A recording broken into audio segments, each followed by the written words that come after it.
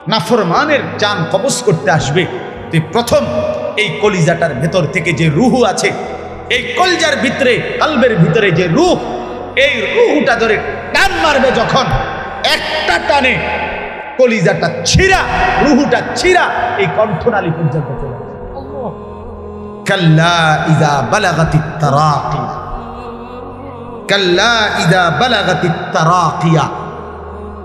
আর কিছুই না বান্দা, শোনো, যখন নাফরমান তোমার জান কবজের সময় রুহুটা চলে আসবে কণ্ঠনালীতে, এবার রুহুটা বের হতে চাইবে না, বের হতে চাইবে না, নাফরমান ছটফট করবে।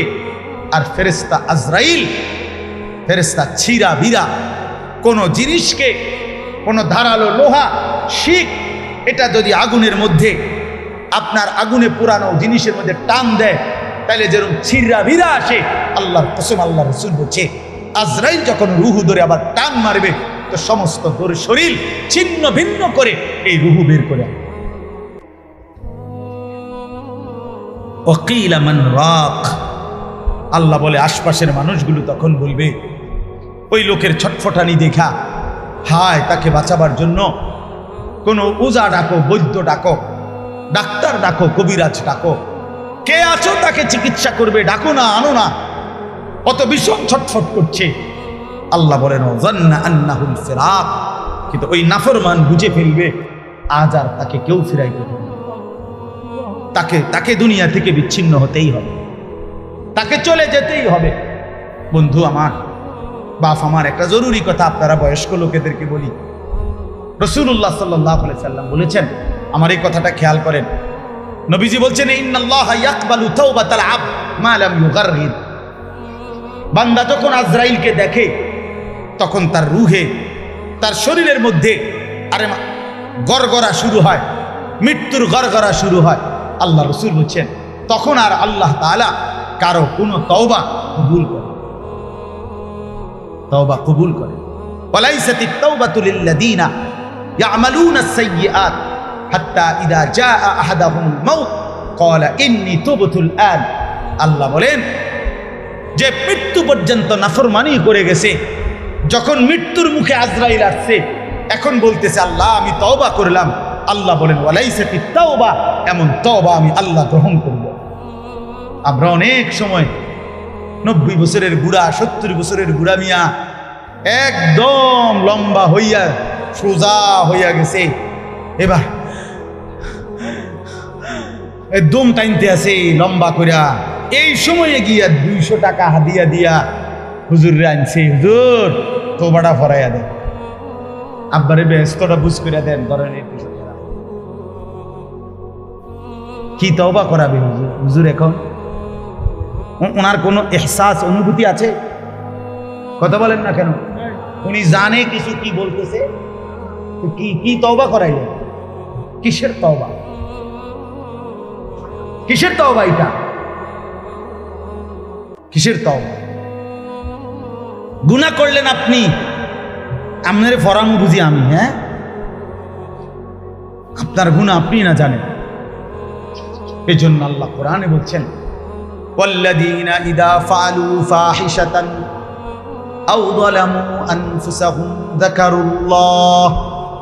আল্লাহ বলে, বান্দা শোনো, জীবনভর যদি গুনাহ করো, নাফরমানি করো, জুলুম করো, নাফরমানি করো, কিন্তু আমার যেই বান্দা গুনাহ করবে অথবা নাফরমানি, অশ্লীলতা, বেহায়াপনা করে, আল্লাহ বলেন যদি সাথে সাথে আমি আল্লাহকে মনে করে, অতঃপর ফাস্তাগফারু লিযুনুবিহিম, আমি আল্লাহর কাছে নিজের গুনাহের জন্য মাফ চাই, ওমান ইয়াগফিরুয যুনুবা ইল্লাল্লাহ, বুঝে শুনে দিল থেকে বলে, আল্লাহ আপনি মাফ না করলে মাফ করবে কে? ওয়ালাম ইউসিররু আলা মা ফাআলু ওয়া হুম ইয়ালামুন, আর আল্লাহকে বলে, আল্লাহ এই গুনাহ আমি ছেড়ে দিলাম, ওয়া হুম ইয়ালামুন, জেনে বুঝে এমন নাফরমানি আর করব না, মাফ করে দেন। খোদার কসম, আল্লাহ বলেন, বুঝে শুনে আমার বান্দা যদি গুনাহ ছেড়ে দিয়ে আর করবে না, ওয়াদা দিয়ে আমি আল্লাহর কাছে চোখের পানি ফেলে মাফ চাই। এবার গুনাহ যদি আসমান পরিমাণও হয়, আমি আল্লাহ ওয়াদা করলাম বিনিময়ে পুরা মাগফিরাত দিয়ে দেব। উলাইকা জাযাউহুম মাগফিরাতুম মির রাব্বিহিম, পুরা মাফ। যে শর্ত হইল বান্দা আর করবা না, ওয়াদা দিতে হবে, গুনাহগুলো ছেড়ে দিতে হবে। আমনের কলজার ভিতরে হইলো আমনে কোনো সুদের টিয়া ছাড়তেন না, আমনে কোনো বিড়িগানা ছাড়তেন না, আমনে কোনো সাদওয়ানের টেলিভিশন সাউন্ড বন্ধ করতেন না। আমনে হুজুরের লগে যে ডোলেন আস্তাগফিরুল্লাহ রাব্বি, আমনে কীর্তন লরেন, আমনের পকেটে যে বিড়ি, আমনের লেগে যে সাদওয়ানে টেলিভিশন লইয়া বইয়া রয়েছে দোকানদার, আমনে লরেন কীর্তেন, কি এর তওবা করেন কার কাছে? আল্লাহ বুঝে না, কথা বলে না, হ্যাঁ আল্লাহ জানে না, এটারই নি কয় তওবা। টেলিভিশনের দিকে চাইয়া চাইয়া কর তোবা তোবা তোবা তোবা। আহারে কিতে রে বাবা রে, দেশটার মধ্যে কি শুরু হইল?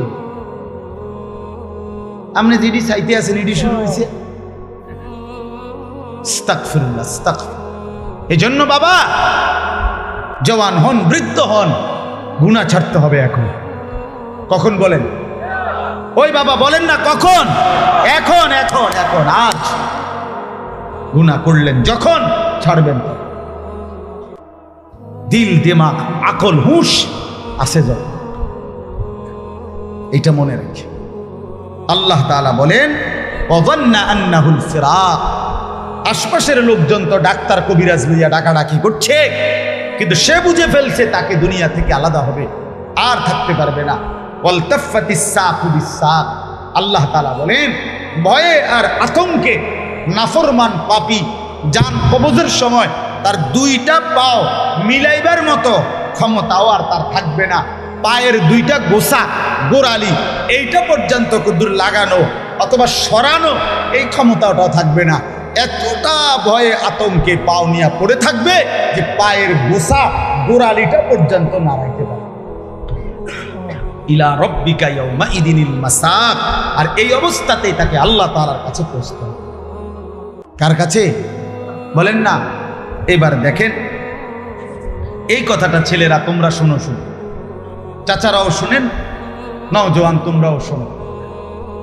চারটা আয়াতে কোরআনুল কারীমে আল্লাহ বলছেন, মোট 4 জায়গায়, যে আল্লাহ বলছেন মৃত্যুর যন্ত্রণা নাফরমানের অত্যন্ত কঠিন।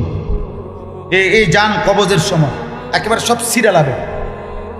তো এইটা আল্লাহ বলছেন মৃত্যুর যন্ত্রণা সবচেয়ে বেশি কঠিন, যে মৃত্যুর রুহু কবজের এটা কার হবে, কার জান কবজের সময় যন্ত্রণা হবে কঠিন। আল্লাহ বলছেন ফালা সাদ্দাকা ওয়ালা ইলা রব্বিকা ইয়াউমাইদিনিল মাসাক ফালা সাদ্দাকা ওয়ালা সাল্লা। কেন মৃত্যু যন্ত্রণা হচ্ছে, কেন তার রুহুটা ছিঁড়াবিরা দিতেছে? আল্লাহ বলেন কারণ হলো আমার এই নাফরমান বান্দা 1 নম্বরে আমি আল্লাহর কথায় বিশ্বাস করে নাই, 2 নম্বরে ওয়ালা সাল্লা 5 ওয়াক্ত নামাজ আদায়।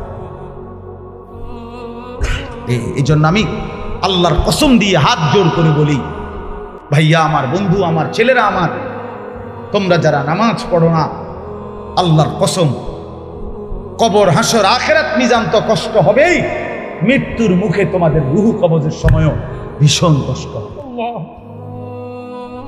কষ্ট পাইবে, খুব বেশি দিন না। ফালা সাদ্দাকা ওয়ালা সাল্লা ওয়ালাকিন কাযাবা ওয়া তাওয়াল্লা। আল্লাহ বলেন বরং সে আমার কথা মিথ্যা মনে করেছে, আর আমি আল্লাহর হুকুম থেকে মুখ ফিরাই নিয়েছি। আমি মুখে ডাকি এদিকে, সে যায়। আজান হয় মসজিদে, নাফরমান যায় বাজারে। মসজিদে জামাত চলে, নাফরমান চা দোকানে বসে বসে গপ মারে। হ্যাঁ, ওয়ালাকিন কাযাবা ওয়া তাওয়াল্লা। এরপরে আরো সাংঘাতিক কথা বলছে আল্লাহ, সুম্মা যাহাবা ইলা আহলিহি ইয়াতামাত্তা। আল্লাহ বলেন আমারে তো বিশ্বাস করে নাই, নামাজ পড়ে নাই, আমি আল্লাহর হুকুম থেকে মুখ ফিরাইয়া নিছে, অথচ বউ বাচ্চা সংসারের মধ্যে গর্ব আর অহংকারের মধ্যে চলাফেরা করছে। অর্থাৎ এই যে নামাজ পড়ে নাই, হালাল খায় নাই, এইটা নিয়ে একটু লজ্জিত বিব্রত অনুভূতিটুকুও নাই, বরং বউ বাচ্চার মাঝে ফুর্তি করছে, বাবা বাবা। বুঝেন নাই? টাকা যে সুদের, কিন্তু কথাবার্তার স্টাইলে বোঝা যায় এটা যে গুনাহ পাপ ওনার বিবেকের মধ্যে এটা না। রোজগারটা যে হারাম, টাকাটা ওজনে কম দেওয়া টাকা, টাকাটা যে কিস্তির টাকা, টাকাটা যে সুদের টাকা, টাকাটা যে অবৈধ রোজগার, এটা যে অন্যায়, এইটাও তার বিবেকে নাই। বউ বাচ্চা নিয়ে এভাবে ফুর্তি আনন্দে আছে, মনে হয় যেন পাপগুলোকে তার আর পাপই মনে হয় না, অপরাধগুলোকে আর অপরাধী মনে হয় না। এইবার আল্লাহ শেষ বললাম, আল্লাহ বলে এমন নাফরমান বন্দার জন্য আউলা আলাকা ফাআউলা, হে বান্দা তোমার জন্য দুর্ভোগ, তোমার জন্য দুর্ভোগ, সুম্মা আউলা আলাকা ফাআউলা। আবারও বলছি, আল্লাহ বলে তোমার জন্য দুর্ভোগ, তোমার জন্য দুর্ভোগ, 4 বার বলছেন, 4। তোমার জন্য লাঞ্ছনা, তোমার জন্য লাঞ্ছনা, তোমার জন্য লাঞ্ছনা, তোমার জন্য লাঞ্ছনা। কয়বার? তোমার জন্য কষ্ট, কষ্ট, কষ্ট, কষ্ট, তোমার জন্য দুর্ভোগ, দুর্ভোগ, দুর্ভোগ, দুর্ভোগ। এই 4 বার বললেন কেন? তাফসীরের মধ্যে লিখছে, একবার জান কবজের সময় দুর্ভোগ, 2 নম্বরে কবরে দুর্ভোগ, 3 নম্বরে হাসরের ময়দানে দুর্ভোগ, 4 নম্বরে জাহান্নামে দুর্ভোগ। কয়টা হইল? জান কবজের সময় কষ্ট পাইবা, কবরে কষ্ট পাইবা, হাসরের ময়দানে কষ্ট পাইবা, জাহান্নামে কষ্ট। কয়খানে? আয়াহসাবুল ইনসানু আন ইউতরাকা সুদান। আল্লাহ বলছে, মানুষ তুমি কি ভেবেছো আমি তোমারে এমনি এমনি ছেড়ে দেব? হ্যাঁ হ্যাঁ, কি ভাবছো বান্দা? কবরের প্রথম মিনিট, প্রথম সেকেন্ডে যখন প্রশ্নের জবাব দিতে পারবা না, আল্লাহ তখনই বলে ফেলবে, বান্দা, ফেরেশতারা আমার নাফরমান বান্দার জন্য জাহান্নামের বিছানা বিছিয়ে দাও, জাহান্নামের পোশাক পরিয়ে দাও। ফাআফরিশুহু মিনান নার ওয়ালবাসুহু মিনান নার ওয়াফতাহু লাহু বাবান ইলান নার। জাহান্নাম বরাবর দরজা খুলে দাও। আল্লাহর নবী বলেন, ফেরেশতারা যখন নাফরমানকে জাহান্নামের মধ্যে রেখে চলে যাবে, আরে কবরের মধ্যে রেখে চলে যাবে, কবরের ডান পাশের মাটি একটা চাপ দিবে, বাম দিকে চলে যাবে, বাম দিকের মাটি ডান দিকে চলে আসবে। আল্লাহর নবী বলেন, হাত্তা তাখতালিফা আদলাউহু, ডান পাশের হাড্ডি পাজর ভাঙ্গা চুরচুর হয়ে বাম দিকে চলে যাবে, বাম পাশের হাড্ডি পাজর ভাঙ্গা বন্ধু ডান দিকে চলে আসবে। প্রথম মিনিটেই হাড্ডি শরীর চুরচুর হয়ে যাবে। আল্লাহ ছাড়বে না, আমারেও না আপনারও। বিশ্বাস, দুনিয়া আল্লাহ তাআলা তো শাস্তির জায়গা না। আল্লাহটা বলছে তো, আমি এটা শাস্তির জায়গা, এটা পরীক্ষার জায়গা। কথা বোঝেন নাই? দুনিয়া কিসের জায়গা? এই জন্য ছাড়বে না। আমি যদি ডেইলির ফিডা ফিরতাম তো তুমি তো মাথা টিকতাম। আজকে যারা নামাজ পড়ে নাই, এখন যারা এশার নামাজ পড়ে নাই, মনে করেন এখন গিয়ে ঘুমাবে, তো ফেরেশতা যদি একটা লাথি মারে, আইয়া একটা খিচ্চা লাথি মারে, যে গাদ্দার ওঠ, যদি একটা লাথির লোকে তো 7টা মহাদেশ পার হয়ে যাবে। যদি একটা টানা চটকনা দেয় ঘাটটা বাড়ায়, কি হবে তখন? এই জন্য আল্লাহ কোরআনে বলছে, আমি যদি বান্দা নগদ শাস্তি দেই, তাহলে তো ঘাড় সোজা কইরা একজনও চলতে পারবে না। আমি তো জমিনটাকে, পৃথিবীতে আমি আল্লাহ শাস্তির জন্য না, এটা বিচারের জায়গা না, এটা আমলের জায়গা, বিচারের জায়গা আলাদা। মালিকি ইয়াউমিদ্দিন। চলেন, রাত গভীরে, অনেক রাত হয়েছে, আমরা আপনাদের কথা করলাম, নিজেরা ধাক্কা ধাক্কি না করেন, বুঝতে শিখেন। এ হুজুররা কয় তো ভালোই, আসলে কথাটি ভালো বলছে, আমরা লাগিয়াই কইছে, কিন্তু পারি না। হ্যাঁ, পারি তো না। বাবারা, চাচারা, এই সমস্ত ফাজিলি কথা বলিয়েন, এই সমস্ত মস্কারি কথা বললেন না, যে পারি না। পারবেন না কেন? পারবেন না, পারবেন না। আপনি এই 60 বছরে কি কম কিছু পারছেন? আপনি 60 বছরে হুদা চিড়া খাইছেন? পারবেন না কেন? অবশ্যই পারবেন। আপনি নিয়ত করেন, আমার ছেলেকে নামাজ পড়াবো, মেয়েকে নামাজ পড়াবো, নাতি নাতনিকে নামাজ পড়াবো, আল্লাহর কোরআন শিখাবো, স্ত্রী সন্তানকে পর্দা পুশিদা করাবো। আপনি ফয়সালা নিয়ে ফিকির করেন, না বুঝলে ওলামায়ে কেরাম থেকে জিজ্ঞেস করেন, যে হুজুর আমি কেমনে কি বলতাম, কেমনে কি করতাম। আপনি শিখেন, আপনি বুঝেন, মৃত্যু পর্যন্ত বলা চালু রাখেন। তাইলে হবে কি, যদি আপনার কথায় তারা ফিরেও না আসে, আপনার লাগাতার বলা, চোখের পানি ফেলা, আপনার অব্যাহত চেষ্টার কারণে হতে পারে আল্লাহ আপনারে মাফ করুন। কিন্তু আপনি যে মাতেনও না, লড়েনও না, আপনি বইয়া বইয়া তারার লগে ভাত খান, আপনি আপেল খান, মালটা খান, গপ মারেন, খুশি, অথচ তারা নামাজ পড়ে না। এইটা কি ধরনের জিন্দেগি? আল্লাহ আমাদেরকে বুঝার তৌফিক দান করেন। যেই ছেলেরা আলহামদুলিল্লাহ আজকের এই মাহফিলের ইন্তজাম করেছো ভাই, তোমাদের কাছে আমার অনুরোধ, ভাইয়া নামাজ পড়ো। যুবক, আমার অনুরোধ এটা, নামাজ না পড়লে কোনো লাভ হবে না। যারা মাহফিল সাজিয়েছ, এবার জিন্দেগি সাজাও, নিজেকেও সাজাও।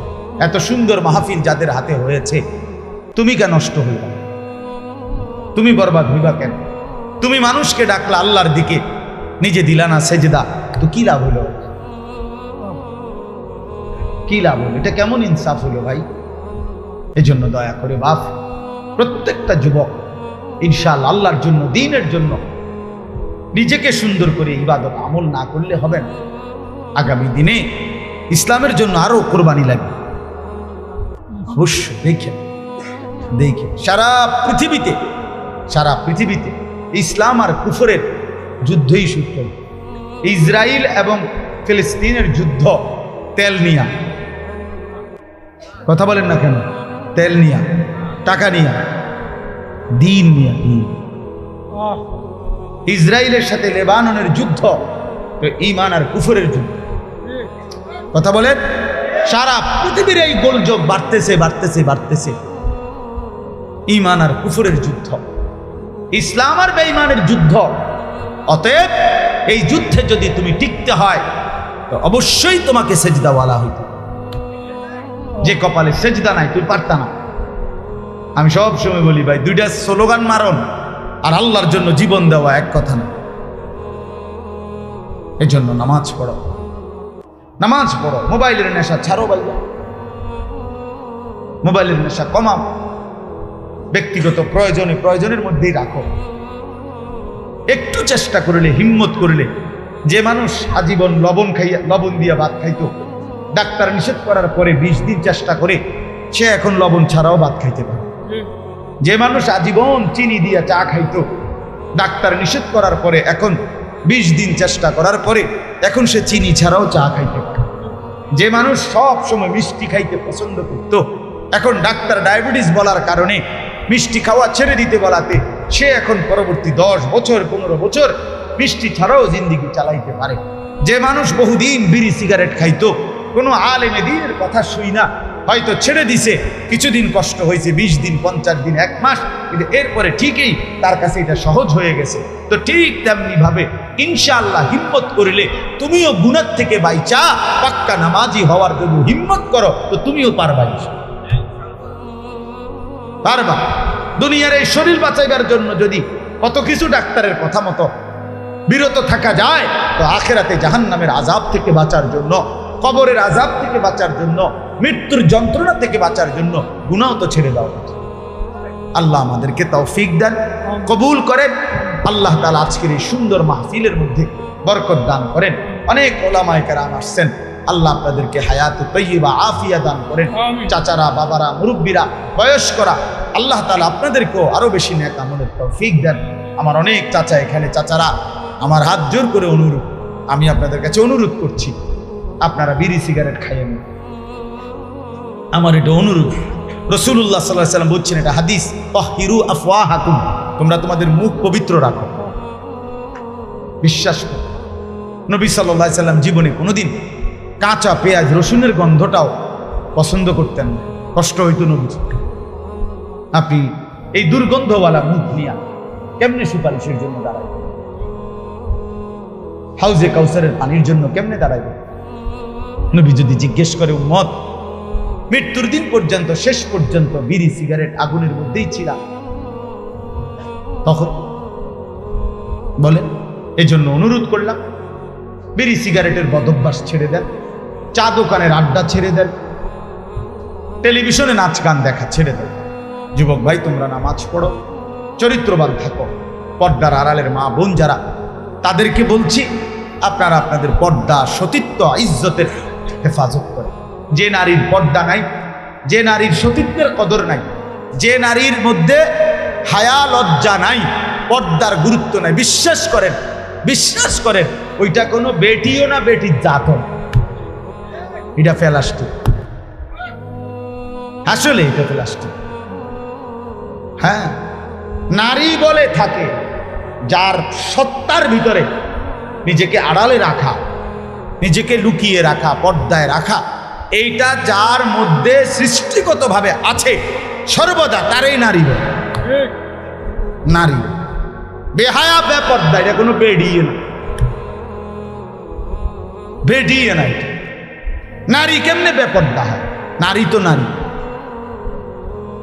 এই জন্য দয়া করে মা বোনদেরকে বলি, পর্দা পুশিদার গুরুত্ব দিবেন। আল্লাহ তৌফিক দান করেন, আল্লাহ তাআলা কবুল করেন। সুবহানাল্লাহি ওয়া বিহামদিহি, সুবহানাকাল্লাহুম্মা ওয়া বিহামদিকা, আশহাদু আল্লা ইলাহা ইল্লা আনতা, আস্তাগফিরুকা ওয়া আতুবু ইলাইক।